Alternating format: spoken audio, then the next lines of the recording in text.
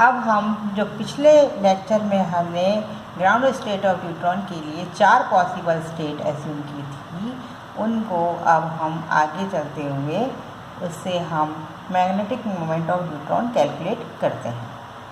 तो Z component of neutron magnetic moments can be written as mu Z is equal to 1/2 LZ plus GP SPZ plus GN SNZ।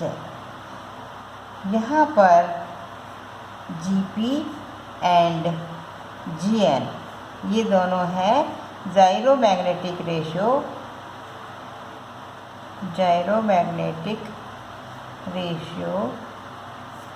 Of proton and neutron respective. तो GP and GN तो जाइरोमैग्नेटिक ratio है, और SPZ और SNZ and SNZ ये दोनों हैं Z component of their spin.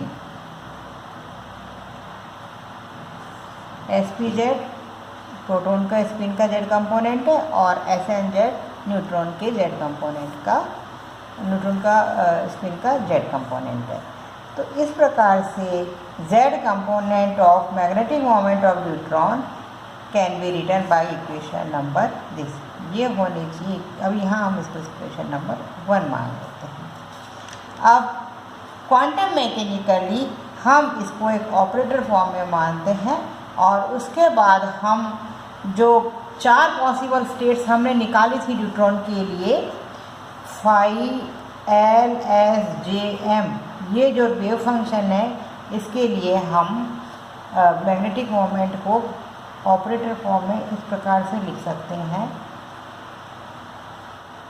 phi L S J star mu Z and phi L S J M dQr। यानी कि ये जो Z component of magnetic moment of neutron है, इसको हम इस स्टेट में इस प्रकार से ऑपरेटर फॉर्म में लिख सकते हैं। ये दिख रहा है आपको। तो अब हम ये स्टेट जो है, हमारे पास 4 पॉसिबल स्टेट्स हैं, उनमें हम Z component of magnetic moment of neutron calculate करते हैं।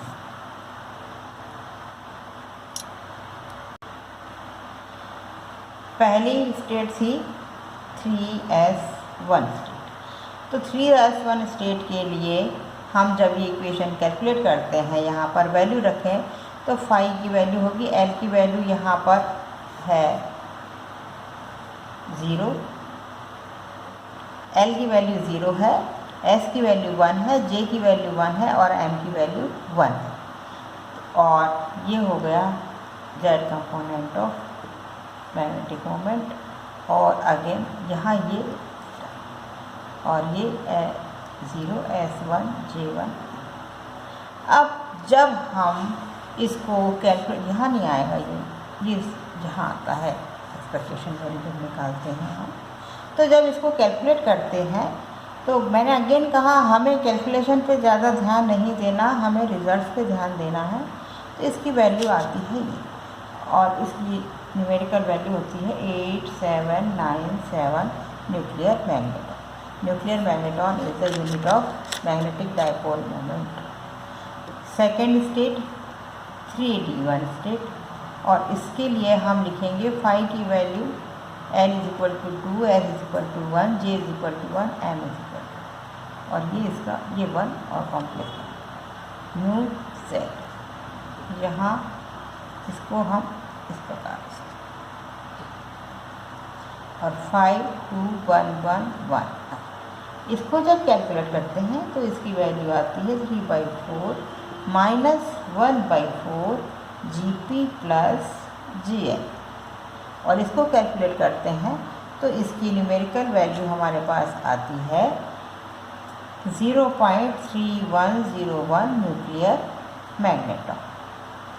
सिमिलरली थर्ड स्टेट में वो हम ले लें 1p1, तो उसके लिए वेव फंक्शन होगा, यहाँ पर L की वैल्यू 1 है, S0 J तो M तो हमेशा 1, और ये इसका कॉम्प्लेक्स कॉन्जुगेट, ये मैग्नेटिक मोमेंट और वर्किंग। इसको कैलकुलेट करते हैं तो ये वैल्यू आती है 1/2 या 0.500 nuclear magneton. And last 3p1 state के लिए phi L S J M सब 1 है, और यहाँ ये हमने रख दिया Z component of magnetic moment, और ये इसका कॉम्प्लेक्स कॉन्जुगेट। और इसको जब कैलकुलेट करते हैं तो वैल्यू आती है 1/4 प्लस 1/4 Gp प्लस Gn, और इसकी न्यूमेरिकल वैल्यू हो जाती है 0.6899 न्यूक्लियर मैग्नेट। तो इस प्रकार से हमने देखा कि हमारे पास इक्वेशन नंबर 2, 3, 4 ये है और ये 5। इस प्रकार से हमारे पास जो इक्वेशन नंबर 1 से मैग्नेटिक मोमेंट की, Z component of magnetic moment की वैल्यू हम चारों पॉसिबल स्टेट में निकालें तो हमारे पास ये न्यूमेरिकल वैल्यू आती है। लेकिन ये देखा गया कि experimentally Z component of magnetic moment की वैल्यू है 0.8573 न्यूक्लियर मैग्नेट। अब यहाँ हम देखते हैं कि चारों में से किसी भी स्टेट में, चाहे 3s1 हो, चाहे 3d1 हो, चाहे 1p1 है, चाहे 3p1, चारों में से किसी में भी ये वैल्यू नहीं आती, यानी न्यूट्रॉन इनमें से किसी भी सिंगल स्टेट में नहीं रहता है, यानी कि न्यूट्रॉन कॉम्बिनेशन ऑफ स्टेट्स में रहता है। तो वो कौन से पॉसिबल मिक्सचर ऑफ स्टेट्स हैं जिनमें न्यूट्रॉन रहे तो हमारी ये एक्सपेरिमेंटल वैल्यू वेरीफाई हो जाए। अब हम जानते हैं कि states with same parity can be combined only, और ये दोनों स्टेट डेफिनेट पैरिटी की है और ये दोनों ऑड पैरिटी की है, ये इवन पैरिटी की है। तो इवन पैरिटी वाली स्टेट पॉसिबल हो सकती है या ऑड पैरिटी वाली दोनों स्टेट पॉसिबल हो सकती है। अब हम जानते हैं कि न्यूट्रॉन 3s1 स्टेट में तो रहता ही रहता है, तो हम इस पर फोकस करते हैं। तो हम मान के चलते हैं कि सपोज न्यूट्रॉन 3s1 और 3d1 स्टेट में रहता है, तो उस केस में phi is equal to suppose phi-s plus phi, ये दोनों स्टेट में रहता है। तो कॉरस्पॉन्डिंग वेव फंक्शन हो जाएंगे L S J M plus phi 2 1 1 1। और सपोज इन दोनों पॉसिबल स्टेट्स में न्यूट्रॉन रहता है, तो जो वेव फंक्शन है वो इनका कॉम्बिनेशन हो जाएगा। अब हम जानते हैं कि नॉर्मलाइजेशन कोफिशिएंट या नॉर्मलाइजेशन कंडीशन कहती है कि 0 से इन्फिनिटी तक, यानी संपूर्ण आकाश में वेव फंक्शन का कॉम्प्लेक्स कॉन्जुगेट और वेव फंक्शन, ये पूरे वेव फंक्शन में अगर हम इंटीग्रेशन करें और तो उसकी वैल्यू आती है 1, क्योंकि न्यूट्रॉन कहीं ना कहीं तो एग्जिस्ट कर ही रहा है। तो probability of finding the neutron in whole space 0 से लेके इन्फिनिटी तक, इसकी प्रोबेबिलिटी 1 है। यहाँ ये नॉर्मलाइजेशन कंडीशन कहलाती है। अब इसको हम लिख सकते हैं PS एंड PD। यहाँ PS है probability of finding the neutron, मैं लिख देती हूँ PS is probability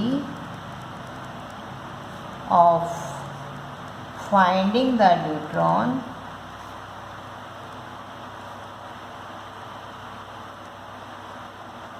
in 3s1 state, and similarly PD is probability of finding the neutron in 3d1 state। अब हमने जैसा कि यहाँ एज्यूम किया कि न्यूट्रॉन 3s1 स्टेट में है या 3d1 स्टेट में है, तो इन दोनों की जब हम मिक्सचर स्टेट ले रहे हैं तो दोनों में मिलाकर न्यूट्रॉन के पाए जाने की प्रोबेबिलिटी 1, 3s1 स्टेट में पाई जाने वाली प्रोबेबिलिटी और 3d1 स्टेट में पाए जाने वाली प्रोबेबिलिटी दोनों मिलाकर हो जाएगी 1। टोटल प्रोबेबिलिटी हमेशा 1 होती है। तो ये कंडीशन तो बताती है नॉर्मलाइजेशन कंडीशन कि होल स्पेस में न्यूट्रॉन के पाए जाने की प्रोबेबिलिटी 1, और ये बराबर हो जाएगी PS और PD के, दोनों में मिलाकर 1 हो जाएगी। अब हम इक्वेशन लिख सकते हैं कि value of magnetic moment of neutron है एक्सपेरिमेंटली 0.857, ये वैल्यू है न्यूट्रॉन के ग्राउंड स्टेट में मैग्नेटिक मोमेंट की। अब इसको हम लिखें 8797, ये है 3s1 स्टेट में मैग्नेटिक मोमेंट की वैल्यू, और इसको गुना कर दें probability of finding the neutron in 3s1 state. और इसी प्रकार से 3d1 स्टेट में मैग्नेटिक मोमेंट की वैल्यू हमने निकाली थी, वो आई थी 0.3101, और इसको मल्टीप्लाई कर दें न्यूट्रॉन की 3d1 स्टेट में पाए जाने वाली प्रोबेबिलिटी से। और दूसरी इक्वेशन ये वाली हमें कहती है कि PS और PD = 1। तो हमारे पास दो इक्वेशन आ गई। पहली आ गई मैग्नेटिक मोमेंट ऑफ न्यूट्रॉन की, यहाँ total value of magnetic moment of neutron experimentally, यहाँ 3s1 स्टेट में मैग्नेटिक मोमेंट की वैल्यू और probability of finding the neutron in 3s1 state, ये magnetic moment in 3d1 state and probability of finding the neutron is 3d1 state, ये हम लिख सकते हैं। और ये हमें पता है कि PS और PD = 1 होता है।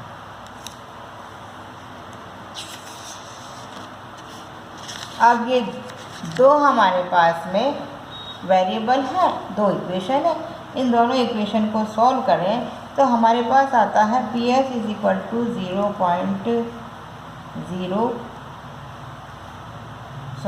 0.96 और PD बराबर आता है 0.04, यानी कि यहाँ हम देखें PS और PD = हो जाता है 1।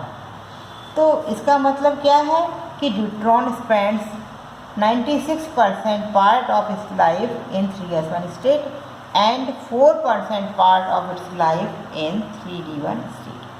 सो we can explain that the magnetic moment experimentally जो मिला है उसको हम इस प्रकार से वेरीफाई कर सकते हैं कि यदि न्यूट्रॉन अपनी लाइफ का 96% पार्ट 3s1 स्टेट में रहे और सिर्फ 4% पार्ट 3d1 स्टेट में रहे तो इसकी मैग्नेटिक मोमेंट की वैल्यू ये मिल जाती है। और इसी प्रकार से 3s1 और 3d1 मिक्सचर को हम इसमें लें तो हम जो इलेक्ट्रिकल क्वाड्रपोल मोमेंट की जो नॉन ज़ीरो और एक स्मॉल पॉजिटिव वैल्यू है उसको भी वेरीफाई कर सकते हैं कि न्यूट्रॉन जब 0.04 या 4% part of its life spend in 3d1 state then we get small value of electric quadrupole moment. So this is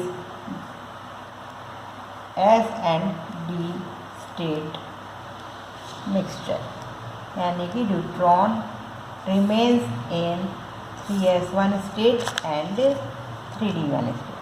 3s1 state में ये 0.96 इसकी प्रोबेबिलिटी है पाई जाने की, या हम कहें 96% लाइफ में रहता है, और 3d1 स्टेट में इसके पाए जाने की प्रोबेबिलिटी 0.04 है, यानी कि 4% लाइफ इसमें ये स्पेंड करे।